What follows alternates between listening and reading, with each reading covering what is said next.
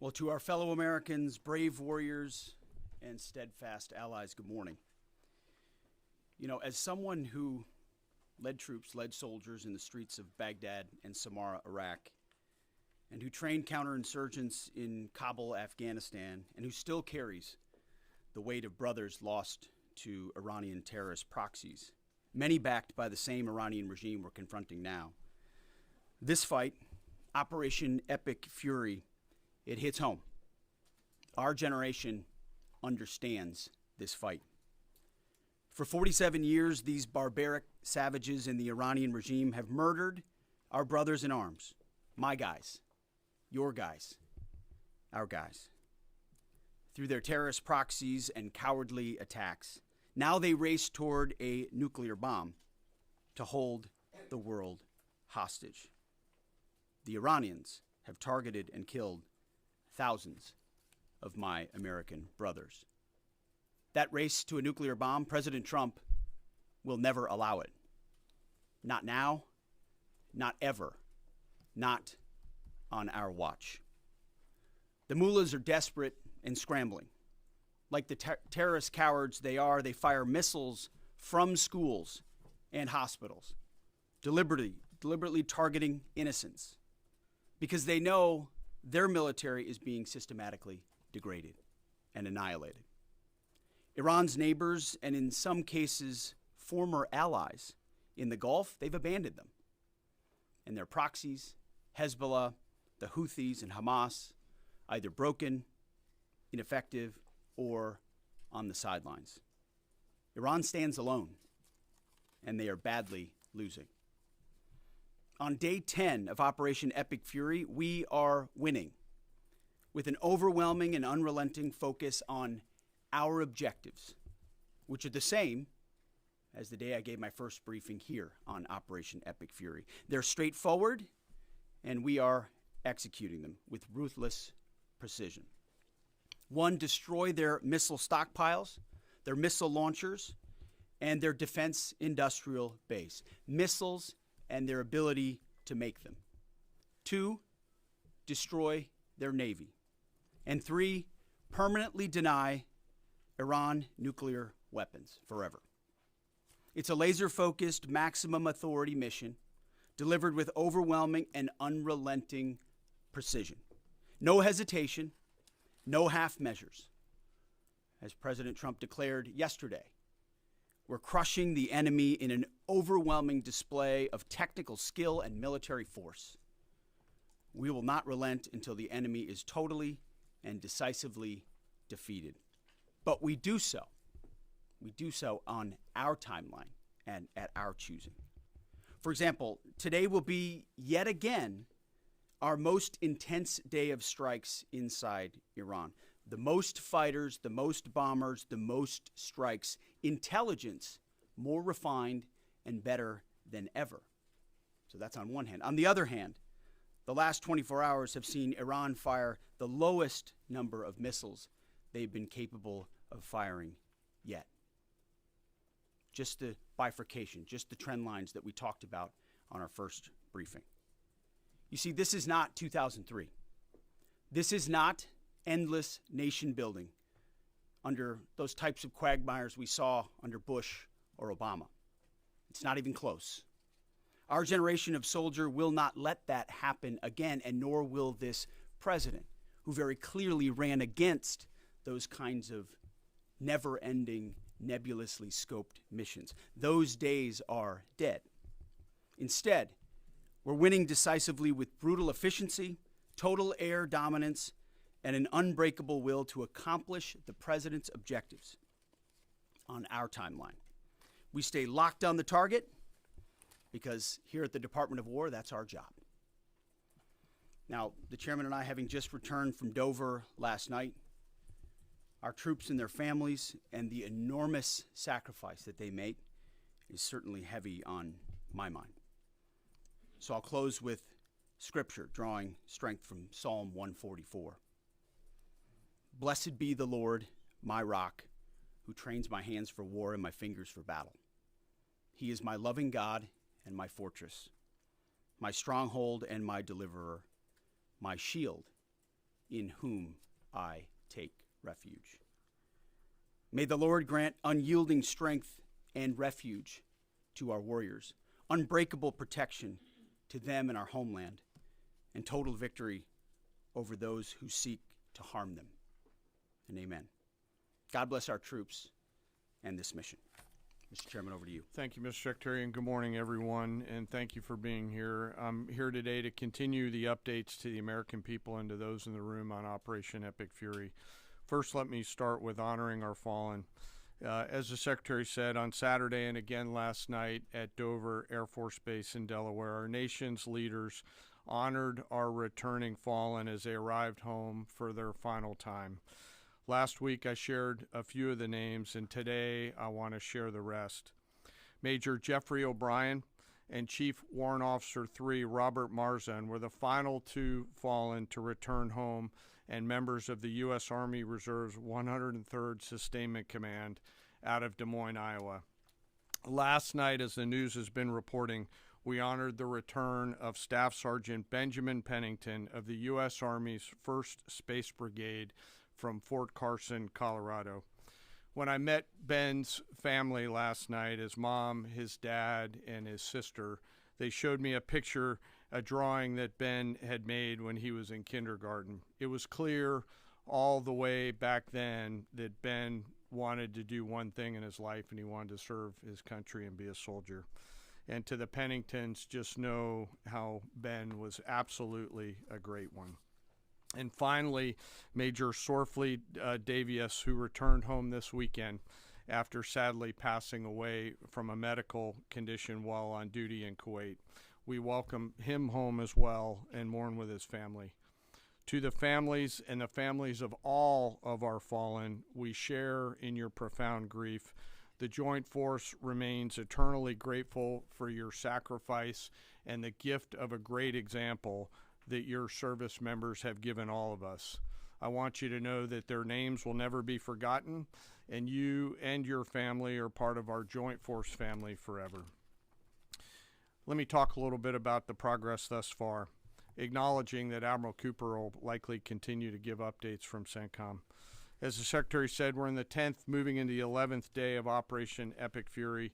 The Joint Force remains focused on 3 military objectives: continue to destroy Iranian ballistic missiles and drone capability in order to prevent attacks on the U.S. and others throughout the region.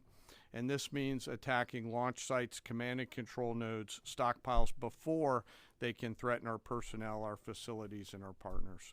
Second, we continue to strike the Iranian Navy and their capabilities in order to do things like sustain movement through the Straits of Hormuz.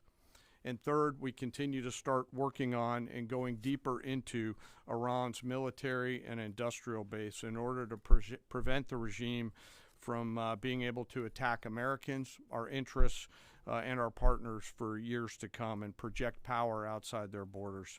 This means servicing production facilities, research and development sites, and infrastructure. Let me turn to the map. We're going to try digital today to prevent laser injury. Since our last update, CENTCOM continues to make progress across the southern flank. To date, they've struck more than 5,000 targets. U.S. Strategic Command bombers recently dropped dozens of 2,000-pound GPS penetrating weapons on deeply buried missile launchers across the southern flank. We also have struck several one-way drone factories to get at the heart of their autonomous capability.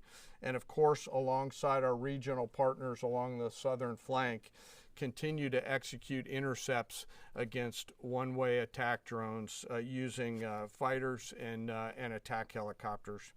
Our strikes mean we've made significant progress in reducing the number of missile and drone attacks out of Iran.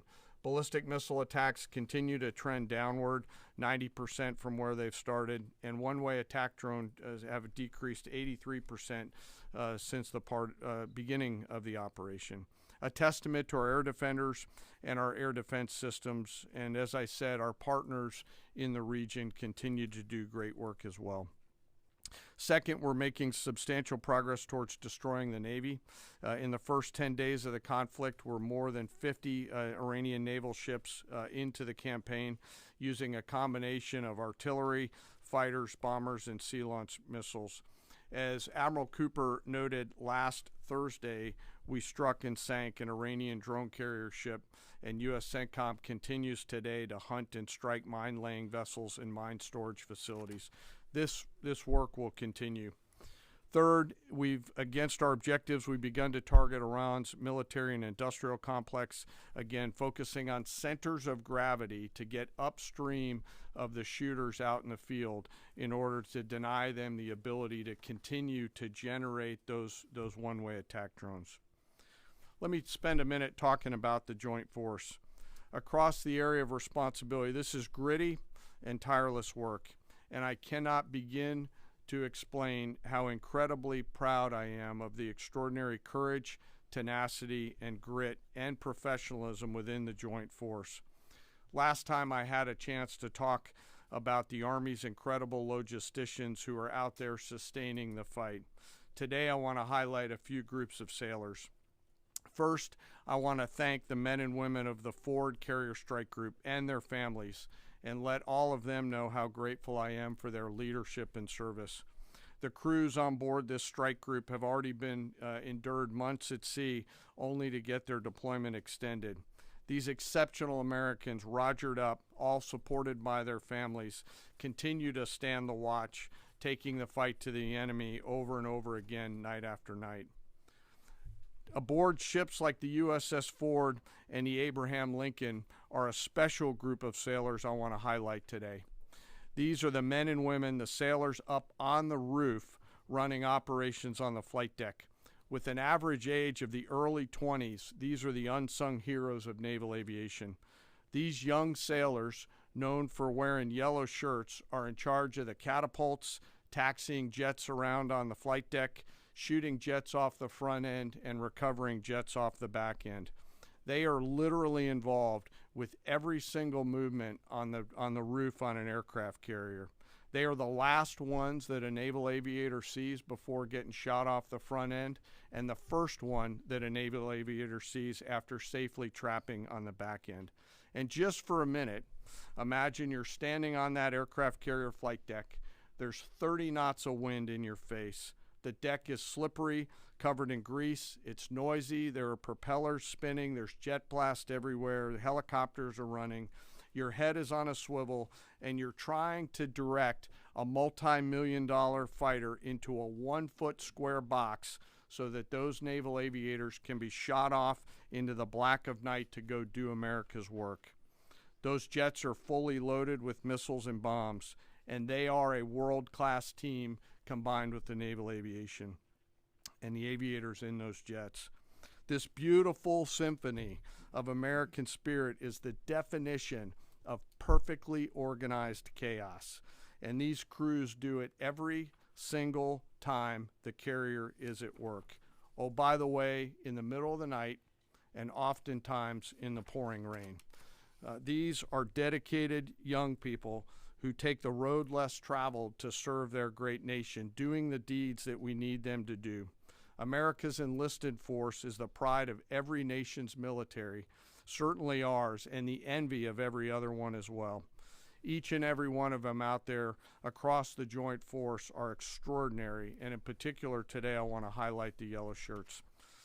Ladies and gentlemen, our work continues. It'll continue to be difficult. I ask every American to keep our deployed force and their families in our thoughts. Combat deployments can be tough on the force and the families, and it's important that we continue to remember that. I remain deeply humbled by the 2.8 million members of the Joint Force, and I'll end where I started, and that's remembering our fallen and their families whose sacrifice will be felt forever. And with that, I'll take some questions with the Secretary. A beautiful symphony of American spirit. Well said, Mr. Chairman. Thanks, sir. And I will just note that no other country in the world is capable of executing what the chairman just described, day after day, night after night, unrelenting. Well said. Thank you. Yes, sir. Alexandra Ingersoll, One America News. You talked, Mr. Secretary, you talked at the conference in Florida on Thursday that there was a 90% missile capabilities degradation and 83% drone degradation, and I know the chairman just repeated those numbers. We've seen the most amount of fighting these past 5 days. Is there any update to those percentages? And also, are you able to give any quantification of degradation to the enemy's nuclear capabilities yet? What those numbers represent is a persistent low ability to respond, which is what we're looking for, right? It's if the enemy can simply wait and then project power, that's problematic. And we've seen some spurts here or there, but ultimately the trend lines, if you look at the charts that we look at every day, have gone like this down to a flat. That doesn't mean they won't be able to project. It doesn't mean our air defenders still don't have to defend. They do, but that is strong evidence of degradation, along with the battle damage assessment that the Joint Staff does, which takes time. You've got to look at imagery and recognize whether something's been simply degraded or it's been destroyed, or whether an underground facility has been collapsed or completely obliterated. So there's differences in how you evaluate that, but the numbers staying that low is a demonstration of the efficacy for sure. Yeah, Ryan. Thanks, Mr. Secretary. There's been reports that the new leader of Iran has been wounded. Do you know if this is true and what his condition is? And then another one, President Trump said he had a really good call with President Putin yesterday. Will Russia be aiding us in this conflict, and can you share anything on that? Well, the president, as I've said before, maintains strong relationships with world leaders, which creates opportunities and options for us in very dynamic ways. So the president said it was a good call. I was not on it, but those that were said it was a strong call, reaffirming hopefully the opportunity for some peace in Russia, Ukraine, and also a recognition that as it pertains to this conflict, they should not be involved. The first question was? On the new leader of Iran, there's reports that he's been wounded. Oh, the new leader of Iran. He would be wise to heed the words of our president, which is to not pursue nuclear weapons and come out and state as such. As far as his status, that's not something I can comment on right now. Yeah, right here. Correct. Mr. Secretary, Eric Schmidt with the New York Times. A question for you first. Last week you talked about this being the beginnings of an air campaign that could last 3 to 8 weeks. Can you give us your assessment on where we are now? And Mr. Chairman, in any conflict, the enemy or the adversary adapts to the tactics it faces. Can you talk about the most challenging adaptation the Iranian military has made to the U.S. military? What challenges are you facing most right now? Thank you. I appreciate the question. Where we are is in a very strong place, giving the President of the United States maximum options. And from the beginning, from this podium, we haven't stated how long it will take. Our will is endless. Ultimately, the President gets to determine the end state of those objectives, right? But what he's said continually, and I want the American people to understand, is this is not endless. It's not protracted. We're not allowing mission creep. The President has set a very specific mission to accomplish. And our job is to unrelentingly deliver that. Now, he gets to control the throttle. He's the one deciding, he's the one elected on behalf of the American people when we're achieving those particular objectives. And so it's not for me to posit whether it's the beginning, the middle, or the end. That's his, and he'll continue to communicate that.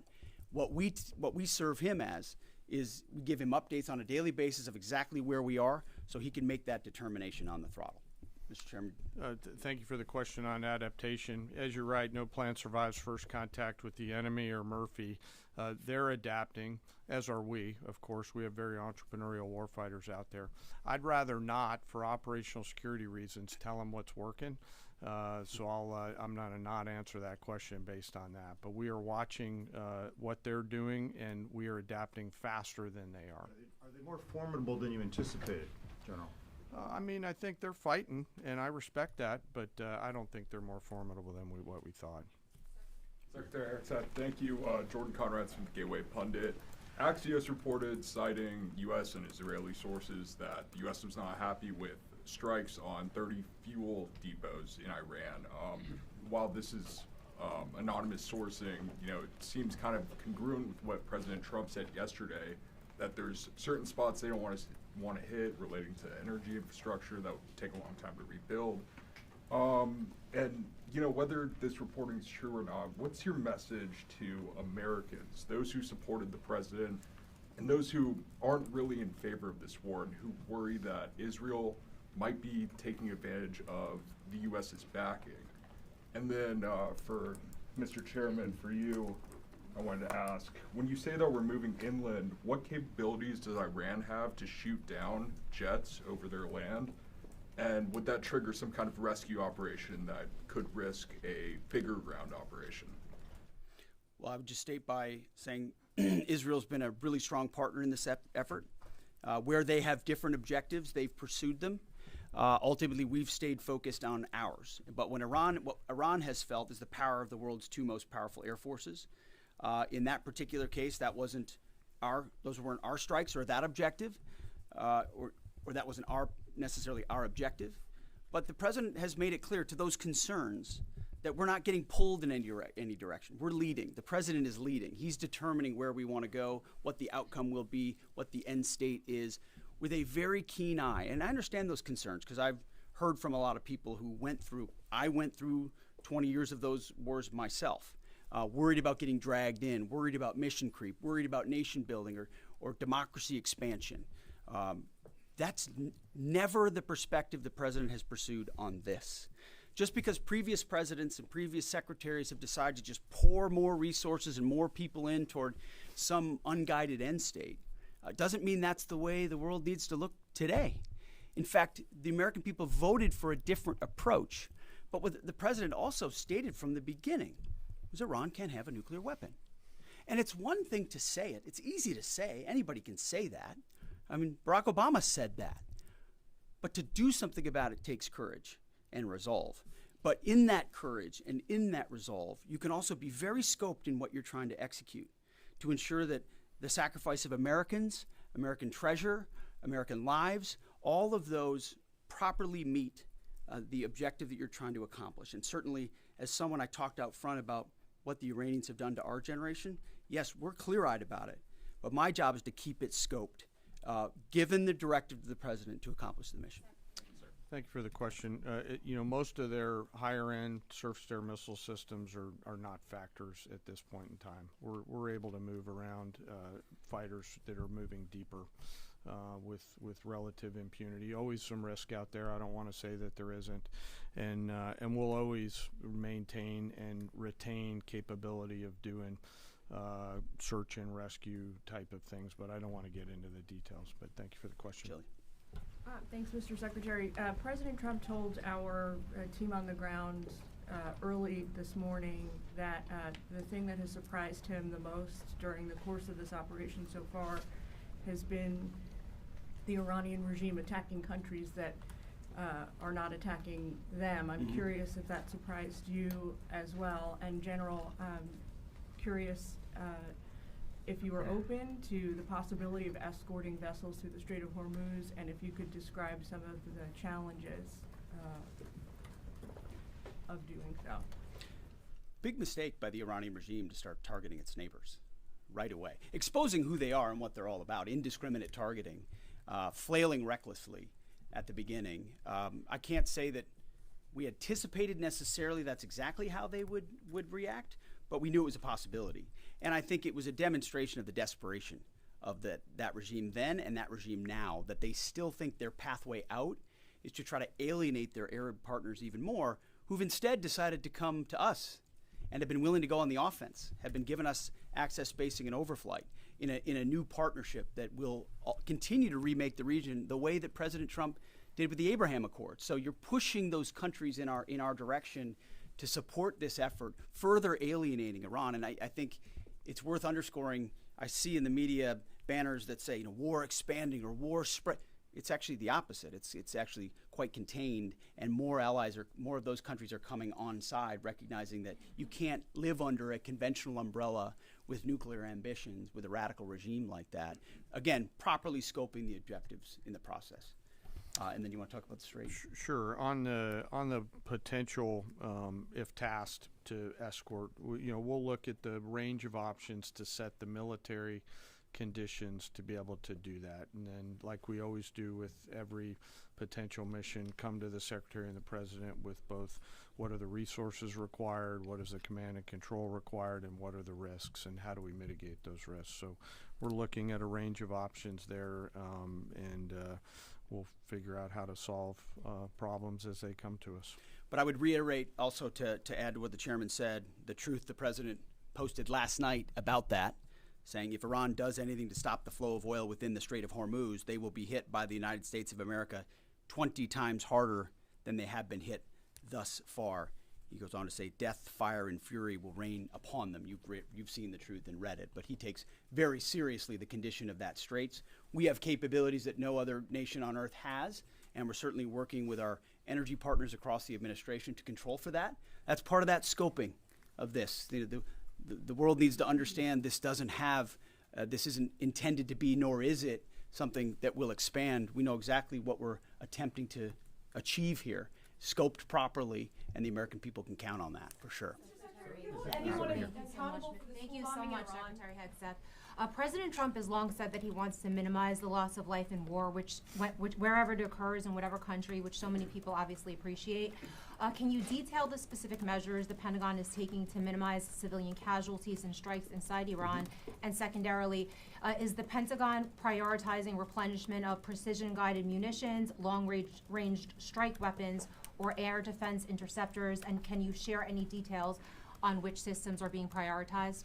Yeah, seeing it from the inside every single day, including this, no nation takes more precautions to ensure there's never targeting of civilians than the United States of America. From the boat strikes in the Caribbean, where every single strike is assessed to this campaign here, no nation in the history of warfare has ever attempted in every way possible to avoid civilian casualties. And frankly, that's a point that just isn't appreciated enough. Where things happen that need to be investigated, we will investigate. To the question shouted in the back, that it's not open source is not the place to determine what did or did not happen. We take things very, very seriously and investigate them thoroughly, which takes time, and which is why it does take time.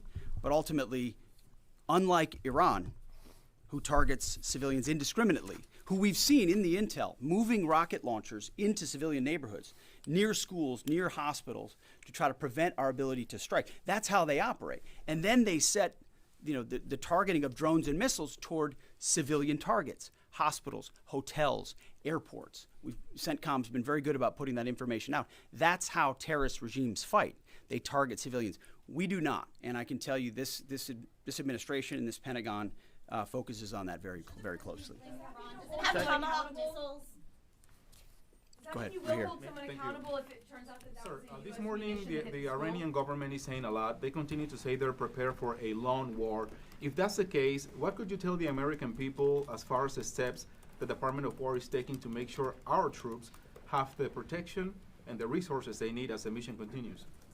I think there's one thing I can sleep quietly at night knowing is that we're giving every resource humanly possible to our troops on the front lines to ensure they're protected. In fact, as I said in that first press briefing, even before we set the offense, we set the defense. We made sure we had the ability to defend, and then we moved as many Americans off the bases and into other places as possible. So as this progresses, the chairman, or the question was asked of the chairman about how the enemy adapts. Well, of course, we adapt too in real time. And to watch our warriors iterate on air defense and interdiction, on drones and missiles and how we get after it, it's incredible how they refine the tactics, bring in new assets to find different ways of getting at emerging technologies. So that is one of the things we're laser focused on every day. Yes, we're going on offense more effectively than any country in human history, but we're also ensuring that in every way possible we're defending the best Americans we have who wear our uniform, no doubt. Let's do one more. Thanks, Secretary Hegseth. The president has indicated that maybe the operation will wrap up sooner than he thought it was going to. What's the plan once the U.S. stops military action? Will the U.S. play a role in the aftermath, or will they leave Iran to sort it out? Ultimately, the aftermath is going to be in America's interests, our interests. We won't live under a nuclear blackmail scenario of conventional missiles that can target our people, which is why the objectives have been scoped from the beginning. Missiles, missile production, a defense industrial base, Navy, all in service of ensuring they don't have nuclear power projection capabilities. That's what matters to President Trump. That's what matters to the American people. And ultimately, that's why we're so laser focused on ensuring those objectives and those objectives alone are met. Thank you. Appreciate it. Thank you. Mr. Secretary, the highly enriched uranium, who's responsible for securing it? Was it a mistake to reject Ukraine's help?